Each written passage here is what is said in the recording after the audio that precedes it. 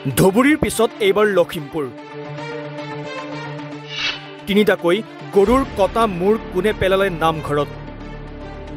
দোষীক কঠোৰ শাস্তি দিয়াৰ হুংকাৰ বিধায়ক মানৱ ডেকাৰ হিন্দু ধৰ্মীয় উপাসনাস্থলীত নিষিদ্ধ মাংস পেলাই কিহৰ ইংগিত এইসকলৰ মঙলবাৰে নিশা লখিমপুৰৰ ঢকুৱাখনীয়া চিৰিং চুকত চাঞ্চল্যকৰ ঘটনা নামঘৰৰ সন্মুখত কোনো দুষ্কৃতিকাৰীয়ে পেলাই থৈ যায় তিনিটাকৈ গৰুৰ মূৰ নিশা প্ৰায় 7 মান বজাত স্থানীয় ৰাইজে প্ৰত্যক্ষ কৰে মোনাত ভৰ্তি গৰুৰ মূৰকেইটা লগে লগে আৰক্ষীক খবৰ দিয়াত পানীগাঁও আৰক্ষীক সেই স্থানত উপস্থিত হৈ উদ্ধাৰ কৰি লৈ যায় গৰুৰ মূৰকেইটা ইতিমধ্যে ঘটনাৰ সন্দৰ্ভত আৰক্ষীয়ে আটক কৰিছে 5 জন লোকক আটক কৰা হৈছে মনসুৰ আলী ৰেজাক আলী সাহা আলী দিলৱাৰ হুছেইন আৰু দিলদাৰ হুছেইনক বুধবাৰে ঘটনাস্থলীত উপস্থিত হয় বিধায়ক মানৱ ডেকা কোনো হিন্দু মানুহে কৰিব নোৱাৰে এনে কাম ঘটনাৰ আৰত পাকিস্তানী নাইবা পাকিস্তানী মনৰ মানুহ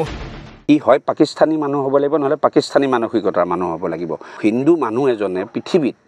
কোনোবা এনেকুৱা হিন্দু মানুহ আছে নেকি যে গৰু কাটি গৰু মাথাটো যদি হিন্দু মানুহে পেলাবলৈ হয় গৰু মাথাটো কাটিব লাগিব ন কোনোবা হিন্দু মানুহ গৰুৰ মাথা কাটিব পাৰে নেকি আনকি বিধায়ক ডেকাই এনে দুষ্কাৰ্য সংঘটিত কৰা দুৰ্বৃত্তক কঠোৰ হাতেৰে দমন কৰাৰ লগতে অঞ্চলটোত বেদখল কৰি থকা সন্দেহজনক লোকৰ বিৰুদ্ধেও ব্যৱস্থা গ্ৰহণৰ হুংকাৰ দিছে কঠোৰ হাতেৰে কৰা হ'ব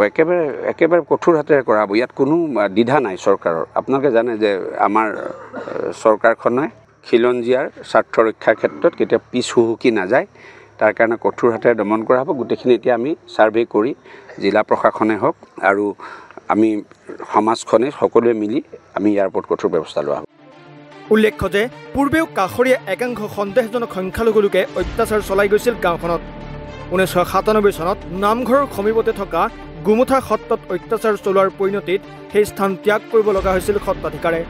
আনকি গাঁওখনৰ মাজেৰে বৈ যোৱা বুঢ়ী নদীত গোমাংসৰ টোপোলা পেলাই একাংশই ফলত সেই নদীৰ মাছ খোৱা বন্ধ কৰিলে গাঁওবাসীয়ে অঞ্চলটোত সঘনাই সংঘটিত হয় চুৰিকাণ্ডও এতিয়া ধৰ্মীয় অনুভূতিত আঘাত হনা এই কাণ্ডৰ উচিত বিচাৰ দাবী কৰিছে স্থানীয় ৰাইজে নিউজ ডেস্ক এনজেড নিউজ